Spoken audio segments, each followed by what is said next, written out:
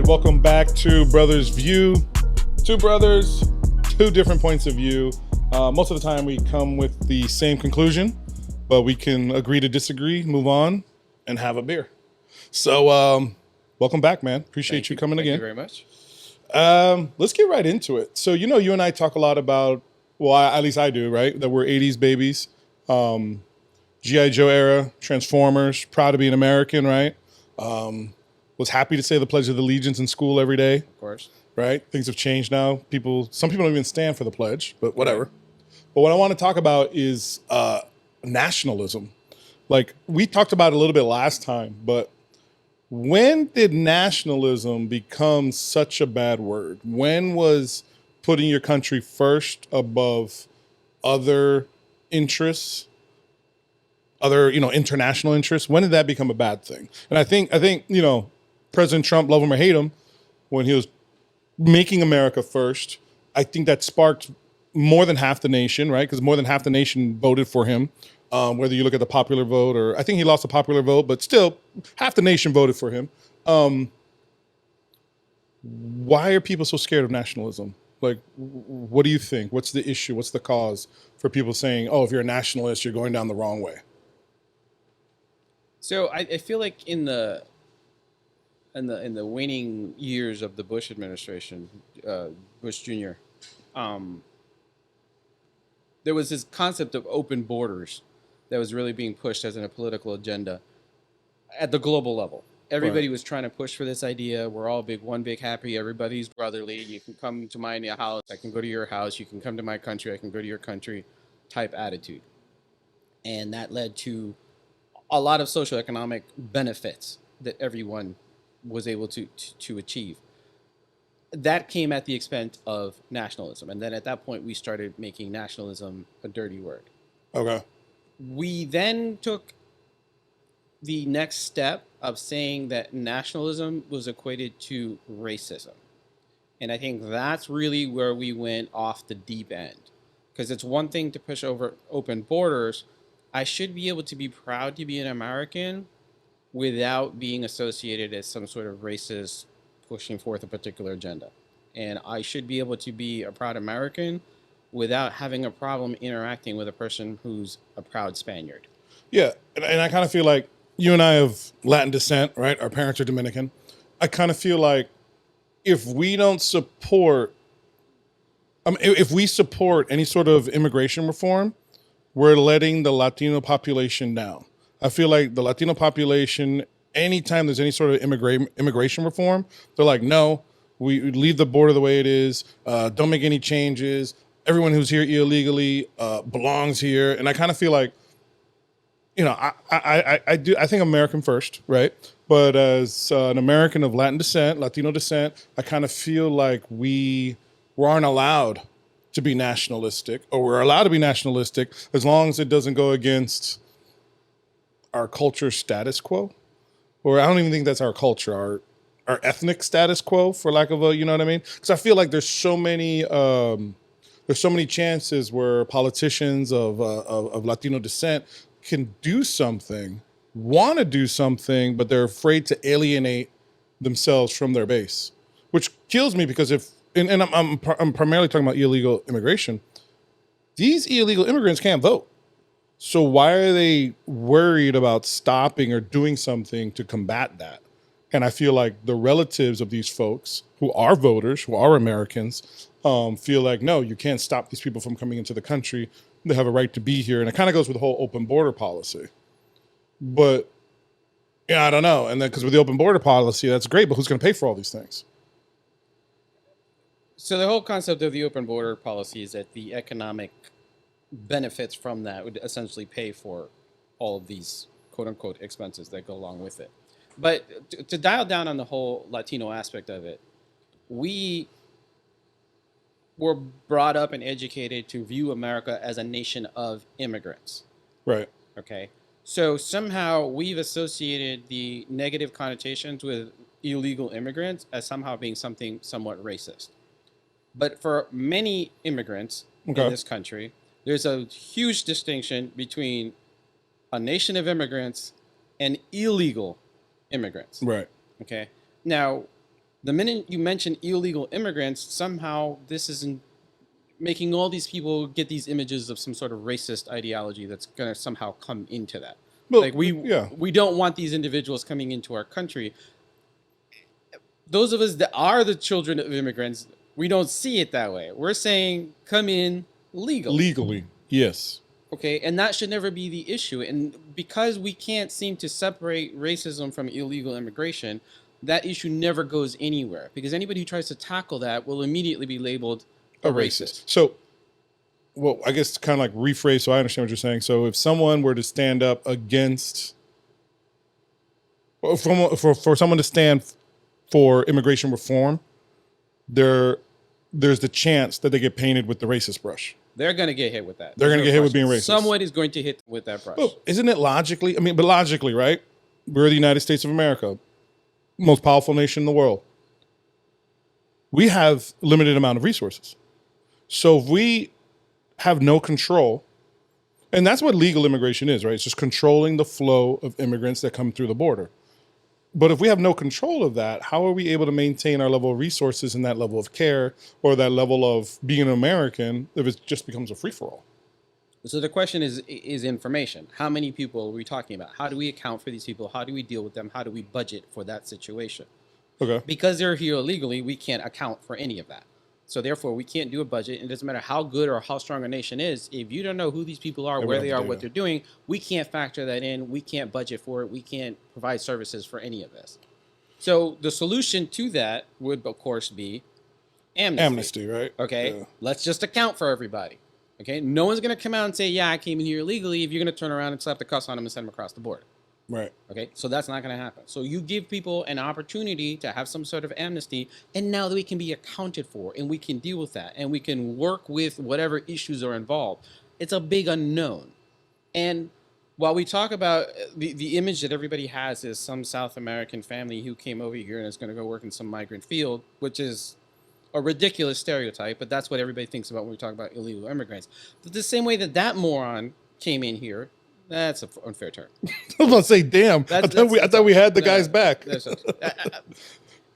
This person was put in a set of choices where they came in here illegally. Right. Not their options. The same way, and the reason why I say why I use the moron, because I'm choosing a negative connotation, because it's frustrating to me that we're okay with this person entering the country unaccountably, understanding that same pathway that he came in, any person, okay, with ill intent for the nation, sure, or for individuals, will also use those exact same channels. Yeah, definitely. Okay, so the existence of those channels are what needs to be addressed. You know, the means, the vehicle by which these individuals are able to come into the country illegally has to be addressed. But we won't deal with it. We can't close the borders. We can't do any of these necessary steps because we're hamstrung by the inhumanity of it and by, well, the paint of racism that's going to come automatically. No, I mean, you do have people that are being persecuted, right? You do have people that if they stay home, they're going to get killed. You do have situations where if you're a young age adult fighting male, you're going to get recruited into some sort of cartel or whatever. So I do understand the reason for refugees and running. We do need a better system. I think before we can address the amount of people that are here illegally, we got to completely shut off the border and stop any leaks and gaps. Because I think trying to address the amount of people that are here illegally and then creating a solution, well, that number is going to continuously grow. Like we got a dam with a leak in it. We can't fix the flooding until we stop all the leaks.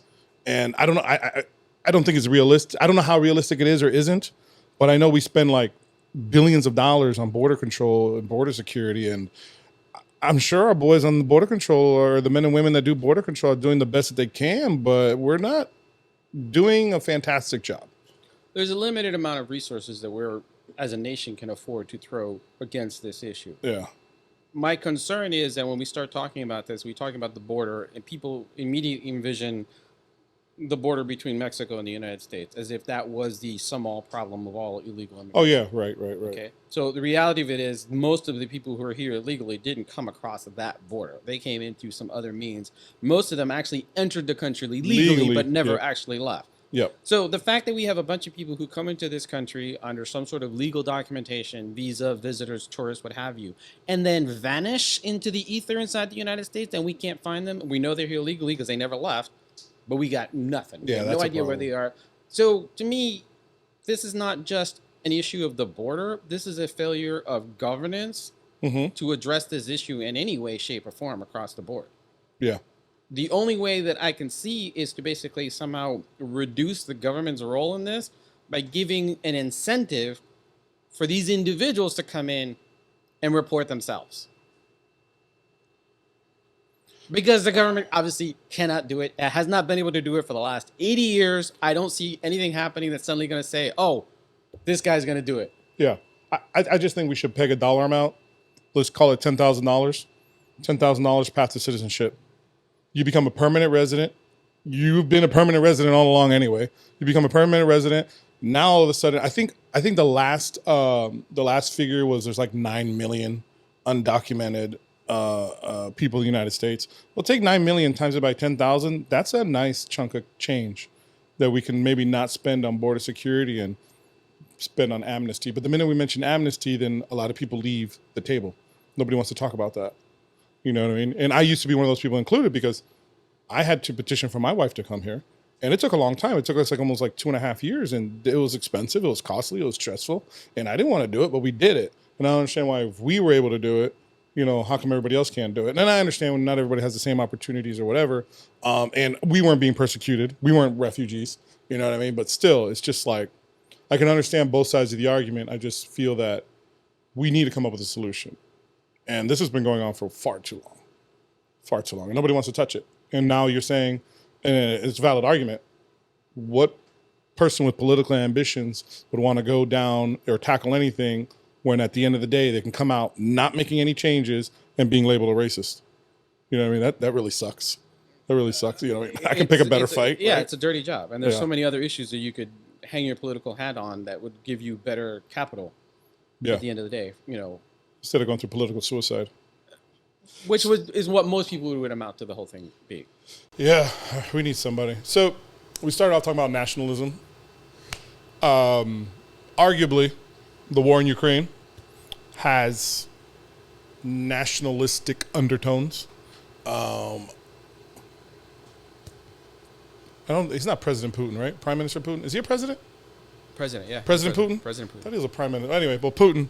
Yeah, that's right. They kicked him out of being a prime minister, so he said, hey, I'm president now. Something like that.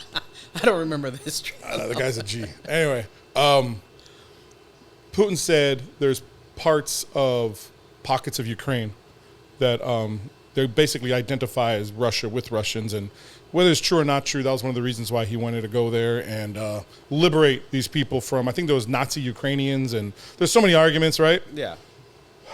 Why is the United States spending billions upon billions of dollars in Ukraine?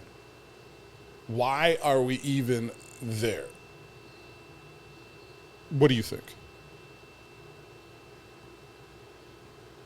I feel like I don't really know Fair. Okay. what the underlying issue here is, other than to say that we have to respect the autonomy of a nation. If we allow any nation to encroach into another, okay, and basically take them over, it becomes a slippery slope. Where do we turn around and say, no, you can't come into this nation, you can't come into that nation? Right. Okay. If we allow Russia to basically say we're going to go into Ukraine, what stops China from doing that into Taiwan? You know what I'm saying? We went through all this trouble of stopping Iraq from going into Kuwait because that was a separate sovereign nation. Right. What stops Saudi Arabia from saying, you know what, we're going to go over and take over Israel?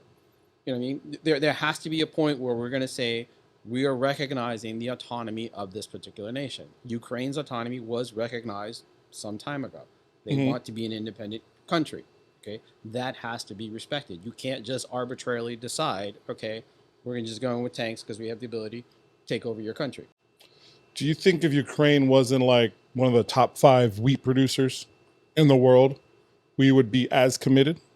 Do you think on principle the United States would still be as committed to the Ukrainian cause? It's hard to say because I don't fully comprehend the economic structure that involves with Ukraine, because the United States was not benefiting from that grain.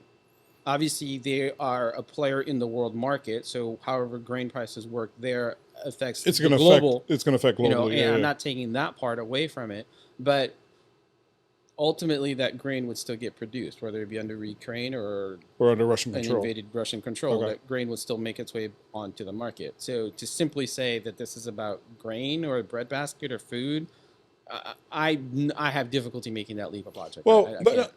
the reason why I think it holds weight is because one could easily argue that Russia controls a huge amount of the natural gas supply that heats a lot of Europe. I mean, without Russian oil and natural gas, a lot of Europe is going to suffer badly. And Russia is one of the top wheat producers as well. So the reason why I give that argument credence is because you can have Russia controlling natural gas, oil, and a big chunk of the food supply, and Russia doesn't look like a someone who likes to play fair with others. So I kind of feel like, is that a concern? Is that a national security concern? Is that why we're there? And then, I mean, I kind of think you can't ignore it. We have the implications of Biden and Biden's son making money over there, being a part, getting political favors and connections. Does that play into it? I kind of wish Biden could like recuse himself as president from this one thing, because I feel like a lot of it's getting lost and we don't have the opportunity to chase the money, find out what's going on. I even think think there's a part of the Republican Congress that are screaming for Biden's bank statements. They want to see if he's gotten money from this or whatever from President, if President Biden got money from this situation. And I just kind of think we're losing the whole point. On the Ukrainian war, why is Russia having such a hard time? Big mighty Russia, big bad wolf, scary Russia. Why are they having such a hard time in Ukraine? Like, they're getting their asses kicked from what I've seen, unless that's all propaganda, but they're not doing too good. I think there's two components in there, but we have to look at American history in terms of some of the conflicts that we've gone into, where we thought we were just going to steamroll over the quote unquote primitives and just take over. We talk about things like, our original wars in Korea and later in Vietnam, Right. where we thought military might and muscles and tanks and everything was going to somehow take over. Bottom line is, these people are defending their home. Yeah. So Okay. they're going to fight. When it comes to military reality, is when a person is defending their home, they fight differently. You know what I'm saying? True. There's a different risk. And when you look at the point of view of, okay, if I lose this battle, I don't get to go home and lick my wounds. I have no home. Yeah. Okay? So you're going to hold your ground. Yeah. You know what I mean? And when you put it into that perspective, it changes the type of fight that you're having. Now, we can talk about a bunch of strategic military errors that were made here. They lined everybody up at the border. They spent too much time. Military morale dropped. Yeah. And they went in. The Ukrainians had some time to prepare. It's a different mentality. There's a lot of complexity that we can go into that happens Yeah. with all this. But you're saying fundamentally the fact that they're defending their homes, and I think they're well funded. I think they're well supplied as much as they can. They just haven't been given boots on the ground, which is, I think, what Ukraine is running out of. They can't. They're going to need some sort of support eventually. I don't know where it's going to come from, but I think that's what's stopping this war from ending, or maybe that's what's stopping this war from getting even worse. You never know. Well, the other component, to answer your part of your same question, is I think Russia suffered from the same thing that the United States did, and feeling that their military muscle and might was going to basically steamroll over and everybody was going to run away. Right. Okay. Now they're faced with the reality that these guys are going to dig in and they're going to fight back. Okay. So that has to change. So their that strategy. that effect of we showed up and we're going to kick your ass, it's dissipated, right? It's like the guy who walks into the boxing ring and throws out his most powerful haymaker thinking, I'm going to knock this guy out. He hits him. The guy turns around and goes, okay, let's go. You're like, oh, crap. Now we have to fight. Yeah. You know what I'm I wasn't saying? prepared for that. I wasn't prepared for that. I thought I was going to knock him out. Yep. Okay, no, it didn't work that way. Now you have to have a protracted battle. That changes your mentality. It changes, how you're going to do. And the reality of it is the longer this war goes on, while the suffering does continue, the reality is I don't see how Russia can maintain this conflict. They're not really in that great of an economic situation. That's why Soviet Union fell. This is why things got to that point. The longer this goes on, the more heroic Ukraine looks. That's true. The more sympathetic everyone becomes to their cause You as know what well. I'm saying? It's Yep.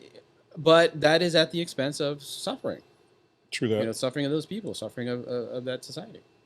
So, kind of not related, but related. Think about an annihilation and a suffering of peoples. And I was reading an article the other day about reparations. And you and I have very similar views on reparations. And we're talking about reparations, obviously, for, African Americans, wanting reparations for what was promised to them. And I think it gets mixed with the injustices that happened to them through slavery and what have you. But I was listening to an argument.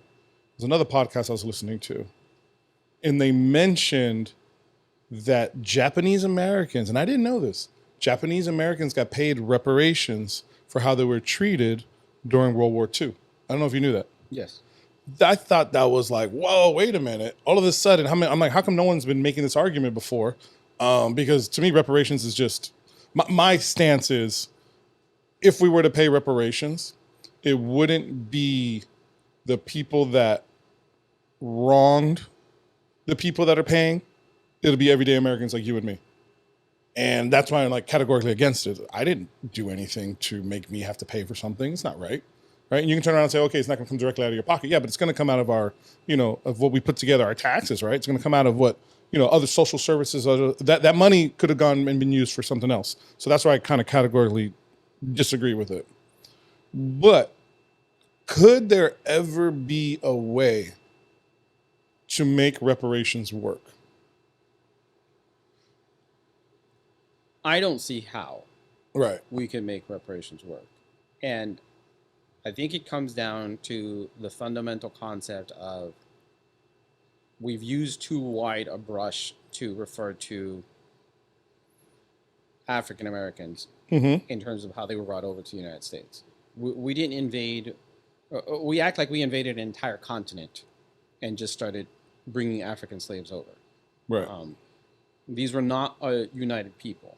Now, part of the atrocity that occurred, with those Africans that were brought over was they were broken up from their homes, from their families, from their culture, placed here without any sort of ability to hold on to their identity. Yeah, it was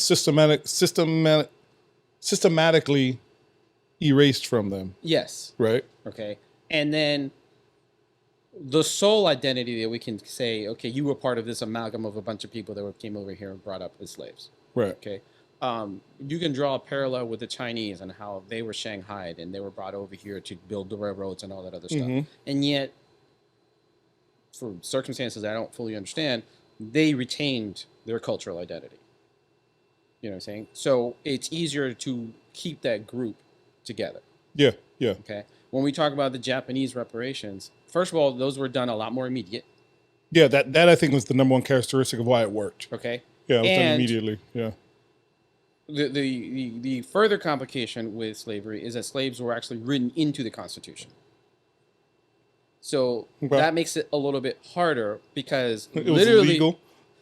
Literally speaking, it was essentially legal. You made it legal. You made it legal by putting that, the right? Constitution. Because when they calculated census populations, they figured out how to count slaves. They didn't count them as a full person, but they figured out how to count them in. But you created a legal document essentially establishing slavery as a legal item. As a status, or lack thereof. So yeah, when we talk about reparations, then who's going to pay for it? Because these slaves were already here at the inception of the United States.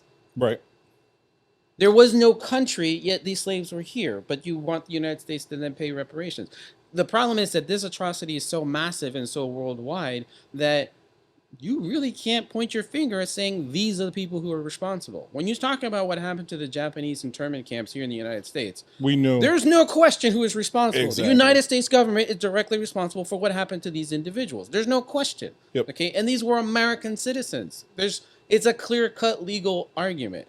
When it comes to African American reparations, I don't know where you start. Yeah. Because there are so many dirty hands involved in the atrocities that then went over multiple generations. and it's an international problem Of course. because at the end of the day, the United States was just the market, one of many markets, one of many markets. for the slave trade. Because you Okay. still had I think it was the Dutch. They're the ones that were like with Among the Spanish were the hugely Spanish involved. as well, with the boats that were Yes. part of the transportation part of it. When we talk about Hispaniola, Haiti, and all these were all dropping points where the Spanish. Oh, then we got the French involved too. Then Okay. yeah. So then, yeah. how much is all these individuals who were involved going to pony up for this? So we need an international I mean, this is just. an international reparations fund. I mean, there's Yeah. no way. I mean, just the logistics of trying to come up with, okay, who's at fault, who's to blame, you know. So the problem's too big that we can't come up with a solution. Which is I kind of feel that way, but Because it went on for so long. It's like, Yeah. okay, where do we start setting a defining point? Mm-hmm. Okay. If you were to try to come up with a defining point, you'd have to somehow peg it to something like civil rights changes. yeah, Okay, so slavery was abolished. Yet we had this gigantic period where their civil rights were still not acknowledged. They were still not recognized. They were not still treated as proper citizens. Okay. If you could somehow define it from that point, because then at that point, the United States is wholly responsible for that. Because we were a nation. These were considered to be freed individuals. yeah, Okay.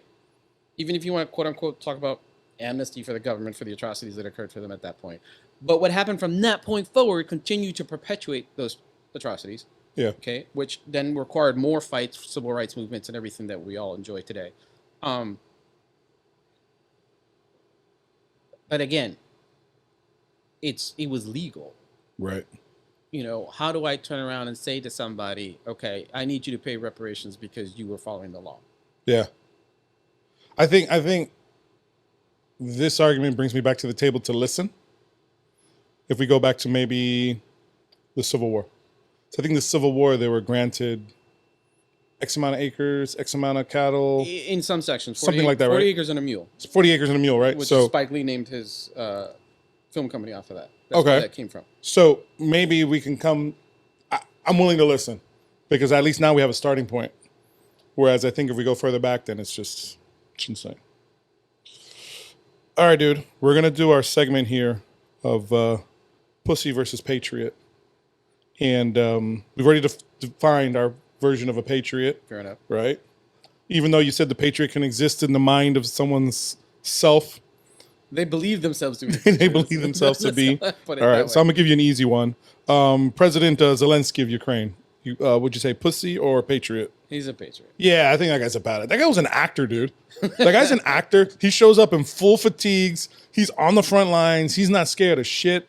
I respect that dude. I respect that dude, man. He's standing up for his country. He's Yeah. standing up for his sovereignty, and he's standing up for his people, and he's Yep. arguing his case for them, and To the best everybody, dude. possible way I can imagine Yeah. anyone could. He's facing down the bully Yeah, in Yeah. the interest of his people. yeah, for sure. I admire that man. This is an interesting one. Brittany Griner. You know Brittany Griner, right? Yes, of course. So I'm gonna say right out, I think she was a pussy. But do you think pussy or patriot? I don't like this one in the sense that I don't feel that anything that she did in this situation was particularly patriotic. She got Yeah. a raw deal. I think she got mistreated. But that doesn't make her a pussy either, because I mean, Fair enough. Maybe it's unfair. I know she's not a patriot.